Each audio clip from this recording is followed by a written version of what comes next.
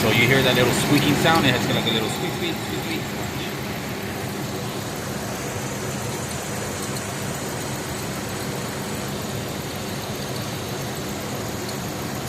That's coming from this alternator.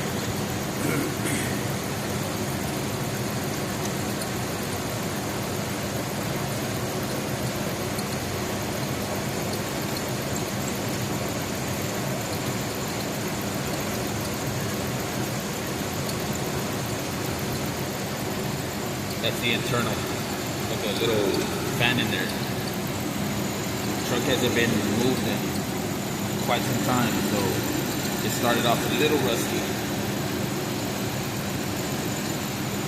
And this is a 2000 Ford Ranger.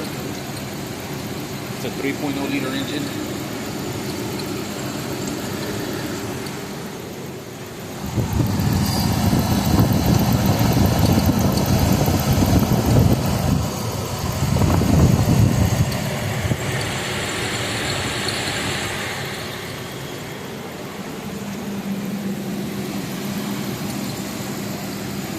Yep, so that's a little alternator noise.